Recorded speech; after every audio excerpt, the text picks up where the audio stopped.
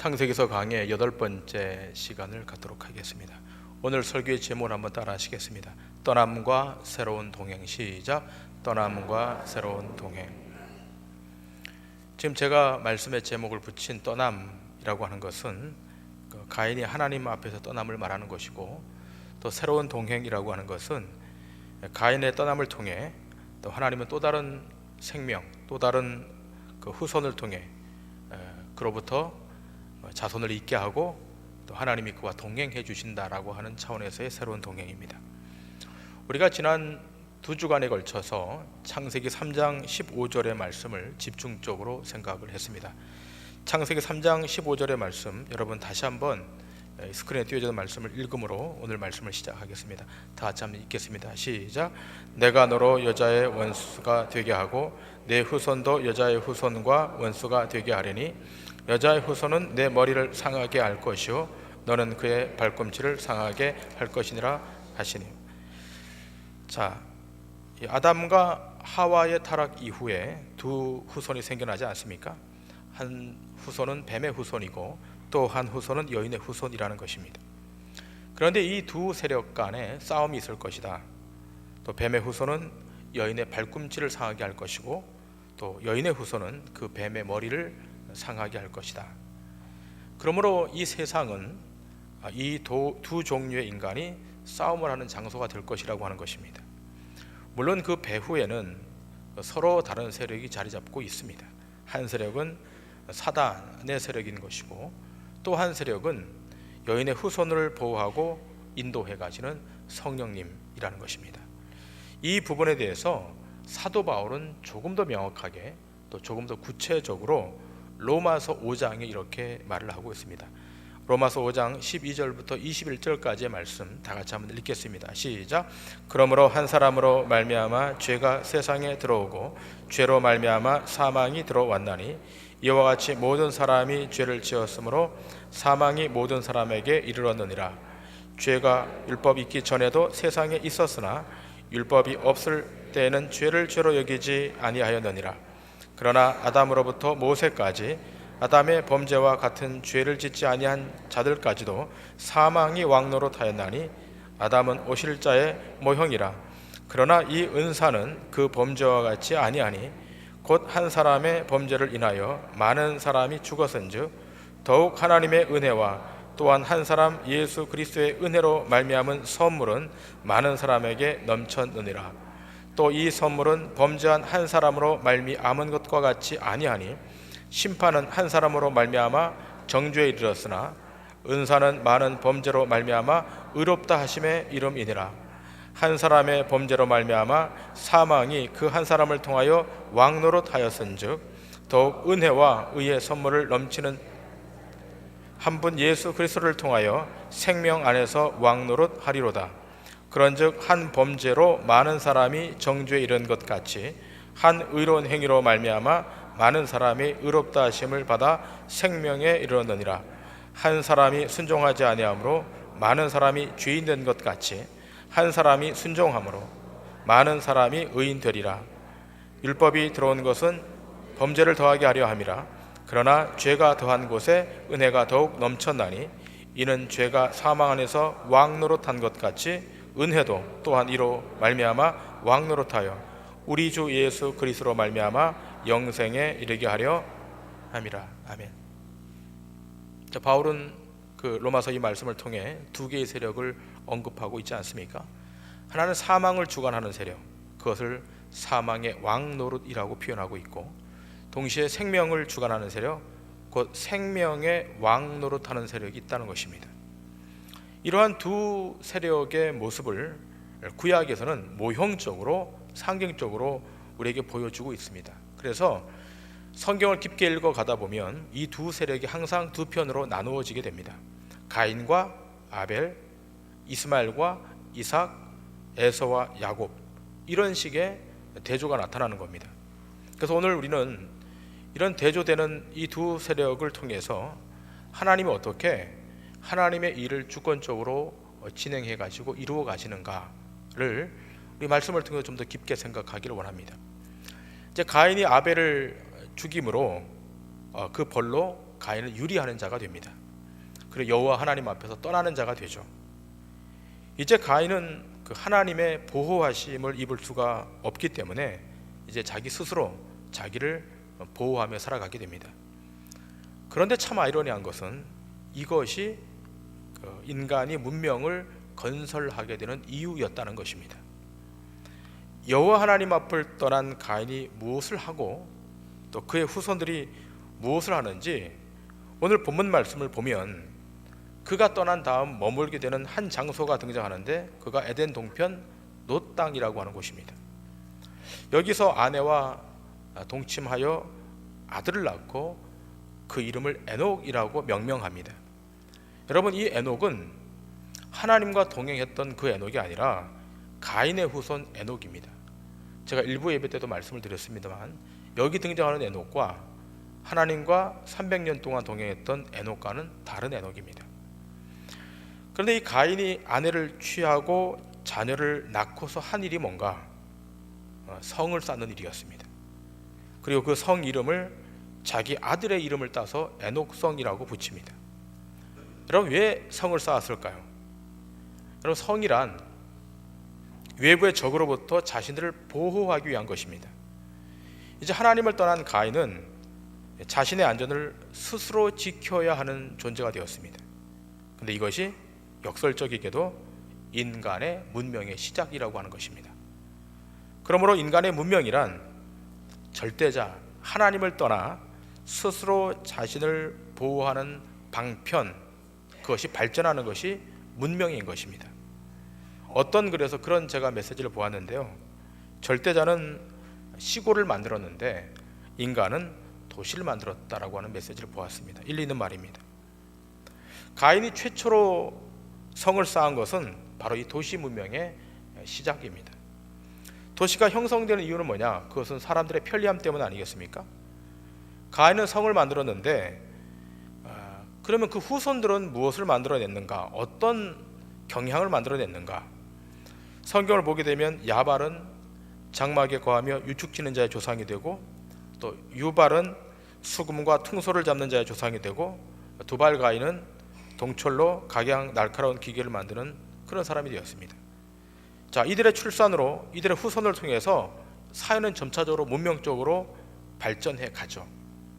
그런데 그런 사회 속에서 어떤 일이 일어나고 있는가? 하나님을 떠난 가인의 후손들이 이렇게 문명을 발전시켜 가는데 어떤 일들이 일어나고 있는가? 오늘 본문 23절과 24절에 보면 이렇게 기록되어 있습니다. 우리 다 같이 23절과 24절 말씀을 읽겠습니다. 시작. 라멕의 아내들에게 이르되 아다와 실라여 내 목소리를 들으라. 라멕의 아내들이여 내 말을 들으라. 나의 상처로 말미암아 내가 사람을 죽였고 나의 상함으로 말미암아 소년을 죽였도다.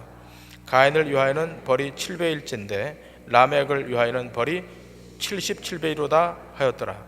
자, 이렇게 문명이 발전해 가는 과정 가운데 오늘 라멕이 뭐라고 이야기합니까? 아다와 실라여 내 목소리를 들으라. 라멕의 아내들이여 내 말을 들으라. 나의 상처로 말미암아 내가 사람을 죽였고 나의 상함으로 말미암아 소년을 죽였다. 사람을 죽이는 사건, 소년을 죽이는 사건이 등장합니다. 그러면서 뭐라고 합리화시키는가 하면 가인을 위해서는 7배지만 자신을 위해서는 77배라. 자신은 과격한 복수로 사람을 죽여놓고 자신을 해치는 사람의 벌은 77배라고 임의적인 규정을 통해서 자기를 보호하겠다고 하는 뜻입니다. 이것이 바로 가인의 모습, 가인의 후손의 모습이라는 것입니다. 오늘 우리가 사는 이 세상의 원리가 가인의 이 후손의 원리와 다르지 않습니다. 거의 방불합니다. 자기가 자기 안전을 지켜야 되는 세상이 바로 우리가 살고 있는 세상입니다. 근데 이것이 하나님을 떠난 인간의 비극입니다. 에덴 동산에서 추방되기 전에 아담과 하와는 어떻게 살았습니까? 철저한 하나님의 보호와 주권적인 붙드심 속에 살았습니다. 그 누구도 주권자의 보호에 공격을 가하거나 해칠 수 없었습니다. 그러나 하나님을 떠난 인간, 하나님을 떠난 가인은 하나님의 보호가 아니라 자신의 힘과 자신의 능력으로 스스로 성을 쌓고 자기를 보호하는 그런 세상이 되고 말았습니다. 그러나 여러분, 이와는 정반대로 하나님의 보호하심이 있게 되는 또 다른 계통의 사람이 오늘 본문에 등장하고 있지 않습니까? 자, 본문 우리 아까 읽었던 25절과 26절의 말씀 다 같이 읽겠습니다. 시작. 아담이 다시 자기 아내와 동침하매 그가 아들을 낳아 그의 이름을 셋이라 하였으니 이는 하나님이 내게 가인이 죽인 아벨 대신에 다른 씨를 주셨다 함이며 셋도 아들을 낳고 그의 이름을 에노스라 하였으며 그때 사람들이 비로소 여호와의 이름을 불렀더라. 아멘. 자, 가인의 후손과는 정반대로 하나님의 보호하심이 있게 되는 또 다른 계통의 후손 셋입니다. 이 셋 계통의 후손이 드디어 하나님을 여호와 하나님이라고 이름을 부르게 됩니다. 이것이 주를 의지하는 자의 표상이고 또 하나님이 동행해 주시는 사람의 상징인 것입니다.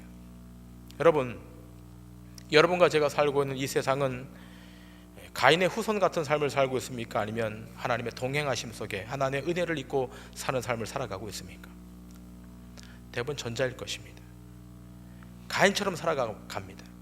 가인의 후손처럼 살아갑니다. 근데 그것이 세상의 원리라고 하는 것입니다. 그러나 여러분, 하나님의 선택함을 받고 하나님의 구속함을 입은 여러분과 저, 구약 오늘 성경에 빗대서 말한다면 셋의 후손으로 선택함을 받은 여러분과 저는 그리스도 예수의 통치, 그분의 보호를 받으며 그분의 인도를 받으며 사는 존재이라는 사실을 기억하셔야 됩니다. 이제 하나님은 가인의 후손 대신 셋을 통하여 하나님 자신의 일을 이루어 가십니다. 이 셋이 아들 낳고 그 이름을 에노스라고 명명합니다. 여러분, 우리가 창세기 5장을 다 읽지 못했는데 이 셋이 아들을 낳고 에노스라고 명명하면서부터 이제 하나님은 이 창세기 5장에 오면서 아담의 계보를 다시 쓰기 시작합니다. 여러분, 창세기 5장 1절에 뭐라고 기술되어 있습니까? 이것은 아담의 계보를 적은 책이니라. 하나님이 사람을 창조하실 때 하나님의 모양대로 지으시되. 아담의 계보가 이러이러하다라고 시작되고 있습니다. 자, 그렇다면 여러분, 아담의 맏아들인 가인의 족보는 어디에 기록되어 있을까요? 창세기 4장에서 끝나버려요.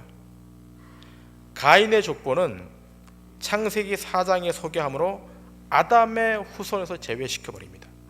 장남인데 제외시켜버려요.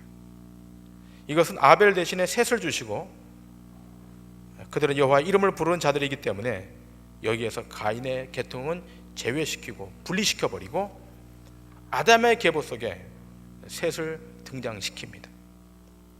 그리고 오늘 이 아담의 계보를 보게 되면 그들이 얼만큼 살았는가 나이가 기술되어 있습니다. 무려 1000년 가까이 살았다는 것입니다. 비록 타락해서 에덴 동산에서 쫓겨났지만 노아 홍수 이전까지는 아주 좋은 환경이었을 것이라고 추정됩니다.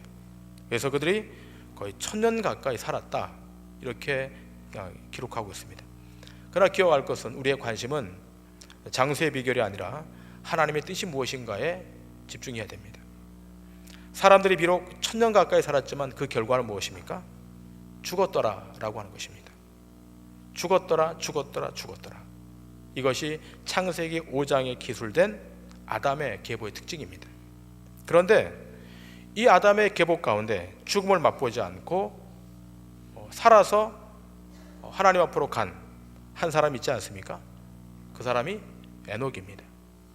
사망의 권세가 그를 이기지 못한 것입니다.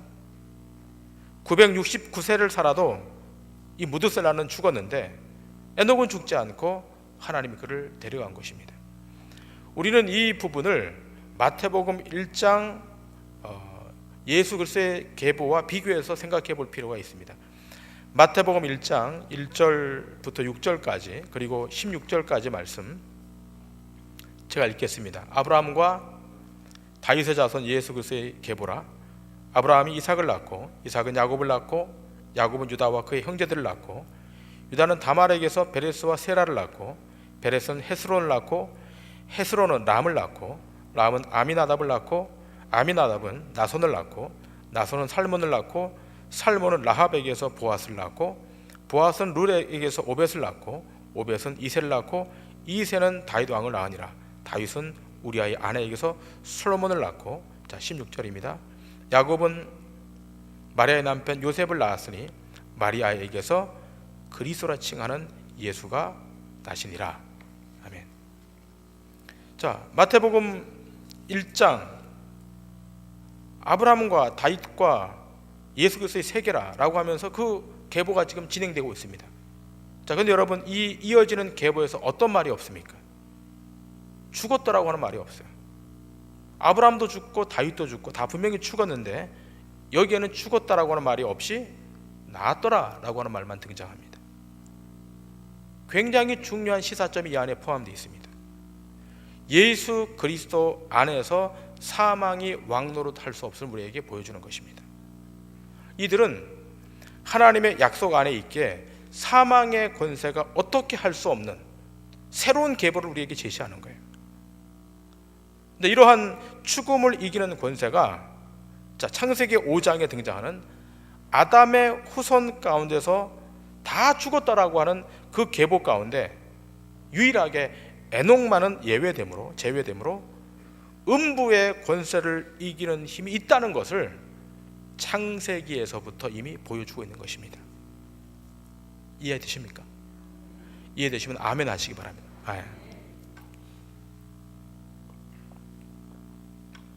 자, 그러면 죽음을 보지 않고 하나님께서 데려간 에녹의 그 힘은 뭘까라고 하는 거예요.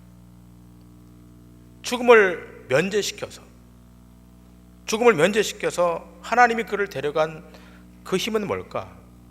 성경 그것을 하나님의 동행이라고 말씀하고 있습니다. 하나님이 에녹에게 와주셔서 그와 동행해 주신 것입니다. 그러므로 하나님이 동행해 주시면 사망의 권세도 이기게 된다라고 하는 거예요. 창세기 5장 21절부터 24절까지 말씀 우리 다 같이 한번 읽겠습니다. 시작. 에녹은 65세에 무두셀라를 낳았고 무두셀라를 낳은 후 300년을 하나님과 동행하며 자녀들을 낳았으며 그는 365세를 살았더라. 에녹이 하나님과 동행하더니 하나님이 그를 데려가심으로 세상에 있지 아니하였더라. 자, 스크린에 말씀 띄워주시고요. 자, 에녹이 21절에 에녹이 65세에 누굴 낳습니까? 무두셀라를 낳았다. 기억하세요? 에녹이 65세에 무두셀라를 낳고 몇 년간? 300년간 동행했다는 것입니다. 그러니까 에녹이 65세가 되기 전까지는 동행했다고 하는 말이 없다가 무두셀라를 출산하고서 하나님과 동행했다라고 기록하고 있습니다. 우리는 이 사건을 통해서 에녹이 무두셀라를 낳을 때 어떤 특별한 사건이 있다는 것을 우리는 감지하게 됩니다. 어떤 특별한 사건, 어떤 특별한 계시가 있었기에 65세 전까지는 하나님과 동행하지 않다가 65세 이후에 300년간을 하루같이 하나님과 동행했을까? 어떤 일이 있었을까? 여기에 대해서 구약 성경은 언급하고 있지 않습니다만 신약 성경 유다서로 가게 되면 이 말씀이 정확히 언급되어 있습니다. 유다서는 한 장밖에 없는데 유다서 1장 14절 15절에 이렇게 기록되어 있습니다. 다 같이 읽겠습니다. 시작. 아담의 7대 손 에녹이 이 사람들에 대하여도 예언하여 이르되 보라, 주께서 그 수만의 거룩한 자와 함께 임하셨나니 이는 무사람을 심판하사 모든 경건하지 않은 자가 경건하지 않게 행한 모든 경건하지 않은 일과 또 경건하지 않은 죄인들이 주를 거슬러 한 모든 완악한 말로 말미암아 그들을 정죄하려 하심이라 하였느니라. 아멘. 14절에 이렇게 되어 있습니다. 아담의 7대 손 에녹이 이 사람들에 대하여도 예언하여 이르되, 자, 예언을 하게 된 겁니다. 근데 그 예언의 내용이 뭔가라고 하는 거예요. 그 예언의 내용이 15절에 기록되어 있지 않습니까? 한마디로 말하면 하나님의 엄중한 심판이 있을 것이다. 수만의 거룩한 자와 함께 주님이 임하셔서 무사람을 다 심판할 것이다. 심판의 신탁을 에녹이 들은 거예요. 누굴 출산함으로? 무두셀라를 출산함으로. 자기 아들 무두셀라를 출산하는데 하나님의 신탁이 온 거예요. 하나님의 메시지가 도달한 거예요. 네 아들 무두셀라가 죽을 때 이 땅에 심판이 올 것이다. 창세기 안에서는 나타나지 않는데 신약 성경에서 동일하게 계시를 받은 유다가 에녹이 심판을 예언했다고 기록하는 것을 보아서 우리는 알 수 있는 것입니다.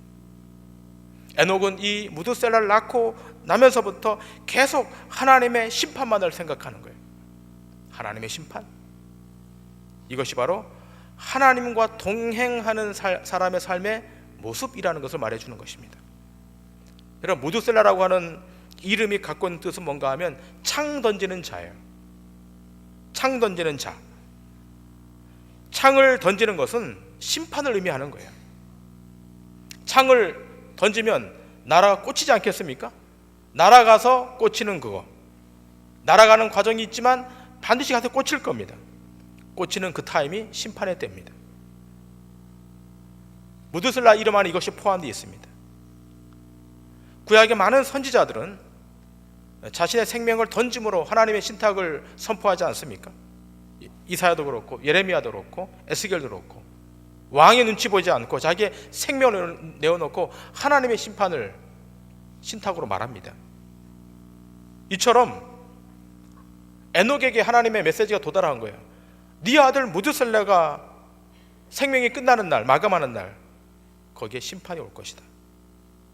창이 날아가서 꽂히는 것을 생각하면 무드셀라가 죽는 때 하나님의 심판을 반드시 임할 것이다. 근데 여러분, 이 성경을 깊이 읽어보다 보면 여기 이상하게도 숫자적으로 이것이 딱 들어맞습니다.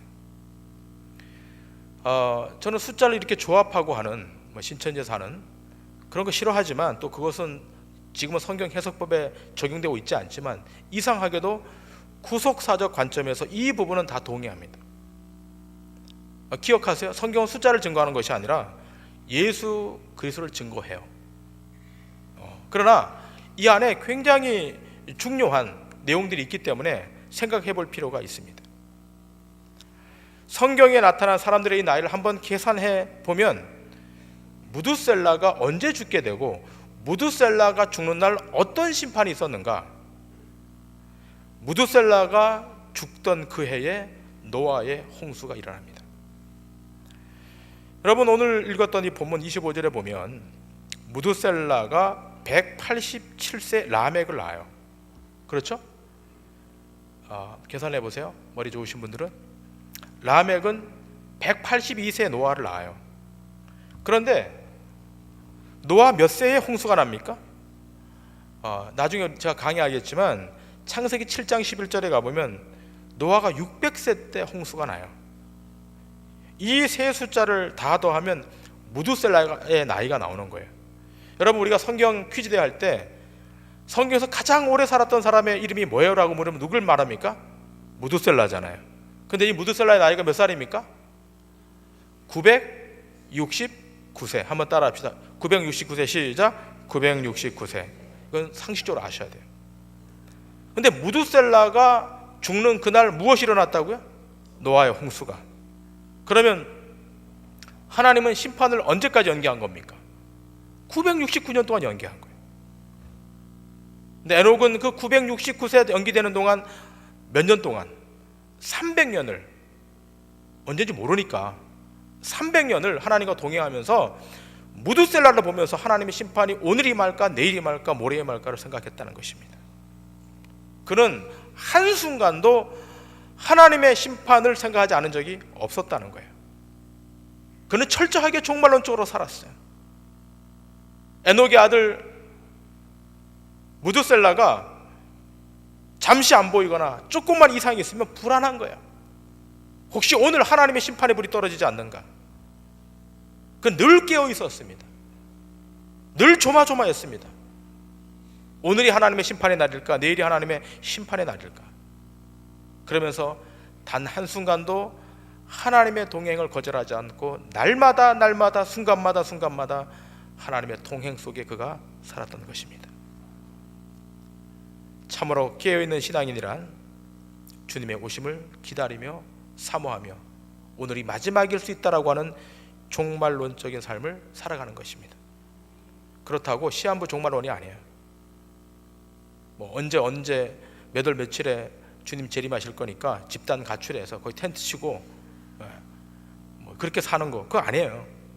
지금도 그런 사람들이 있어요. 시한부 종말론에 빠져서 저기 경상남도 남해인가 어디 가면 그런 사람들이 있다는 거예요.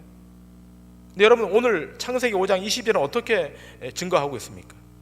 다 같이 한번 읽겠습니다. 창세기 5장 22절. 자, 띄워주세요. 자, 5장 제가 읽을게요. 무드셀라를 낳은 후 300년을 하나님과 동행하며 누굴 낳았고? 자녀들을 낳았고. 텐트 치고 산으로 갔습니까? 안 갔잖아요.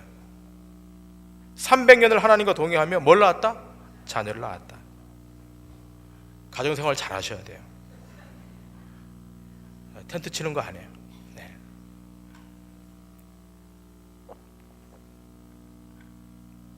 곧 심판이 있을 때 자녀를 왜 낳냐? 직장에 왜 출근하냐? 공부는 왜 하냐? 그러면서 짐을 싸가지고 산속에 들어가는 게 아니라는 거예요. 어떻게요? 일상의 삶을 살면서, 그러나 그럼에도 불구하고 깨어 있으면서 오늘이 끝날 수도 있다. 오늘이 하나님의 심판의 날일 수 있다. 이걸 기억하며 종말론적인 인생을 살아가는 것. 근데 여러분, 이런 동행은 에녹에게만 있었던 것이 아니라 이 하나님의 함께하심, 이 하나님의 이 동행은 노아에게서 있었다는 사실입니다. 노아. 자, 창세기 6장 9절에 보면 이렇게 기록되어 있습니다. 이것이 노아의 족본이라. 노아는 의인이요 당대 완전한 자라. 그는 하나님과 어떻게 했으며? 동행하였으며. 에녹이 하나님과 동행했던 것처럼 노아도 하나님과 동행했다는 것입니다. 이 말씀을 원에 더 가깝게 번역하면 하나님이 동행해 주셨다는 말로 번역될 수 있습니다. 이처럼 하나님이 동행해 주시는 사람은 언제나 종말론적인 삶을 살아가는 사람이라는 겁니다. 여러분, 여기에 조금 더 중요한 하나의 교훈이 있습니다. 창세기 5장 28절부터 29절의 말씀인데 우리 다 같이 한번 읽겠습니다. 시작. 라멕은 182세의 아들을 낳고 이름을 노아라 하여 이르되 여호와께서 땅을 저주하심으로 수고롭게 일하는 우리를 이 아들이 아니하리라 하였더라. 자, 라멕이 182세 아들 낳았는데 그 이름이 노아입니다. 그 노아라고 명명했는데 어떤 내용입니까? 여호와께서 땅을 저주하심으로 수고롭게 일하는 우리를 이 아들이 뭐한다? 안위할 것이다. 위로할 것이다. 신학적으로 안식할 것이다. 노아를 낳았는데 이 노아를 통해서 안식이 있을 것이라고 하는 거예요. 그래서 노아의 이름의 뜻이 안식입니다. 근데 여러분, 이 안식이 어떻게 와요? 라멕이 아들을 낳아서 노아가 출생했는데 노아 이름이 안식인데 이 안식이 어떻게 오는가라고 하는 거예요. 놀랍게도 이 안식은 노아의 홍수와 함께 오는 거예요. 여러분, 얼마나 역설적입니까? 아니, 홍수가 찾아오는데 안식이 있다는 거예요. 여러분, 지금 일본 규슈 지방에 지진이 일어나서 많은 사람이 죽지 않습니까? 아마 이런 지진은 도처에서 앞으로 생길 것입니다. 그런데 여러분, 노아 홍수가 찾아오는데 온 인류의 생물들이 다 죽어나가는 그 상황에 뭐가 있다? 안식이 있다. 모두가 저주 아래 심판을 받고 있는데도 불구하고 안식이 있다. 얼마나 이거 우리 이성하고 맞지 않습니까? 안 맞잖아 이게. 그런데 중요한 내용이 있습니다. 아무리 세상이 두 쪽이 나고 아무리 지진이 나도 아무리 홍수가 밀려와도 온 천하를 다 심판해도 하나님과 동행하는 사람 안에는 안식이 있다는 것입니다.